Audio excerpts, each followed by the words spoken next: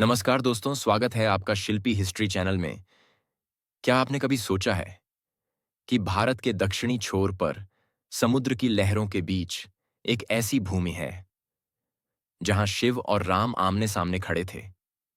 हम बात कर रहे हैं उस पवित्र धरा की जहां मर्यादा पुरुषोत्तम श्री राम ने भगवान शिव की स्थापना की थी। रामेश्वरम ज्योतिर्लिंग यह कोई साधारण मंदिर नहीं है। यह तो वह स्थान है जहां ईश्वर ने ईश्वर की पूजा की थी। रामेश्वरम तमिलनाडु में स्थित एक छोटा सा द्वीप, चारों ओर समुद्र, लहरों की गूंज और हवा में घुली पवित्रता।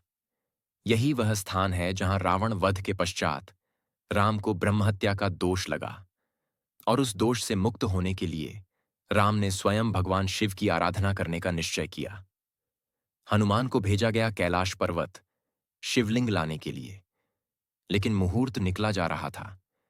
हनुमान लौट नहीं पाए थे। तब माता सीता ने समुद्र की रेत से शिवलिंग बनाया और श्री राम ने श्रद्धा से उसका अभिषेक किया। यह वही शिवलिंग है जिसे आज हम रामेश्वरम ज्योतिर्लिंग के नाम से जानते हैं। थोड़ी देर बाद हनुमान लौटे, एक दिव्य शिवलिंग लेकर, जिसे विशेश्वर लिंग कहा गया। राम ने दोनों की स्थापना की और सबसे पहले पूजा का अधिकार दिया हनुमान को।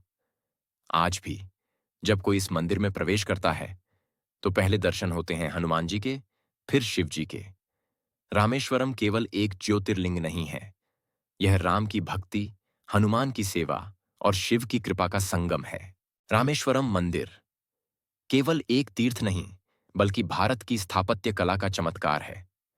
कहा जाता है कि इस मंदिर का प्रारंभ रामायण काल में ही हो गया था, जब श्री राम ने शिवलिंग की स्थापना की। लेकिन जो भव्य मंदिर आज हम देखते हैं, उसका निर्माण कई शताब्दियों में अलग अलग राजाओं द्वारा किया गया। पांड्य वंश के शासकों ने इसकी नींव रखी, चोलों ने इसे विस्तार दिया और नायक राजाओं ने इसे स्वर्ण की तरह तराशा। यह मंदिर इतना विशाल है कि इसकी गलियां कभी न खत्म होने वाली लगती हैं।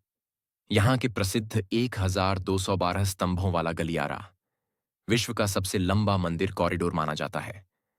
इन स्तंभों को जब आप पार करते हैं तो हर कदम पर लगता है जैसे समय पीछे चल रहा है, जैसे राम, सीता और लक्ष्मण वहीं से अभी अभी गुजरे हों। मंदिर का गर्भगृह, जहां शिवलिंग स्थित है, वह अति प्राचीन है और आज भी वैसा ही पूजित होता है जैसे त्रेता युग में हुआ करता था। मंदिर के प्रवेश द्वारों को गोपुरम कहते हैं, जो विशाल और अलंकृत होते हैं। इन गोपुरों पर की गई नक्काशी इतनी जीवंत है कि लगता है मूर्तियां अब भी बोल पड़ेंगी। यह मंदिर वास्तुकला, विज्ञान और आध्यात्मिकता, इन तीनों का अद्भुत संगम है। कहते हैं, जब समुद्र की लहरें मंदिर की दीवारों से टकराती हैं तो वह केवल जल नहीं लाती, बल्कि सैकड़ों वर्षों की गाथा अपने साथ लाती हैं। रामेश्वरम में स्थित ये 22 तीर्थ कुंड, जिनमें स्नान करने से न केवल शरीर की पवित्रता बढ़ती है, बल्कि आत्मा को शांति और मुक्ति का एहसास भी होता है। कहा है, जब श्री राम ने रावण का वध किया था और ब्रह्म हत्या का पाप अपने ऊपर लिया, तो भगवान शिव ने इन कुंडों के माध्यम से उनका उद्धार किया। यह कुंड न केवल पवित्र हैं, बल्कि इनका पानी भी चमत्कारी माना जाता है। 22 कुंडों का स्नान। हर कुंड का पानी कुछ खास होता है। किसी में ताजगी, तो किसी में गर्मी, किसी में खनिज, तो किसी में दिव्य ऊर्जा। हर कुंड में स्नान करने से भक्त के शरीर से सभी पाप धुल जाते हैं। समुद्र के किनारे स्थित इन कुंडों का जल हर भक्त की आत्मा को आंतरिक शांति प्रदान करता है।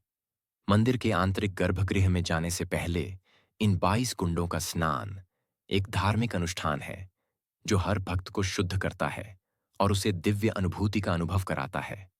इन कुंडों के पानी में ऐसा प्रभाव है कि कभी-कभी एक भक्त जो शारीरिक रूप से बहुत थका होता है, वह एक बार इन कुंडों में स्नान करने के बाद ताजगी और नयापन महसूस करता है, जैसे नए जन्म से आया हो। यह कुंड केवल जल नहीं, यहाँ की दिव्यता और शुद्धता एक अद्भुत आभा से भरपूर है। रामेश्वरम का इतिहास केवल पूजा पाठ का नहीं है। यह एक चमत्कारी स्थल है जहां अनेकों भक्तों ने अपने जीवन में अद्भुत परिवर्तन महसूस किया। यहाँ पर श्रद्धालुओं के अनुभव सिर्फ धार्मिक नहीं, बल्कि पूरी तरह से आध्यात्मिक होते हैं। यहाँ आने वाला हर भक्त, चाहे वह छोटे से गांव से हो या किसी महान नगर से एक अद्भुत शांति और संतोष महसूस करता है। कभी-कभी तो ऐसा लगता है जैसे भगवान राम और शिव की दिव्य उपस्थिति हर भक्त के हृदय में समा जाती है। यहाँ के चमत्कारी अनुभवों की कोई गिनती नहीं है।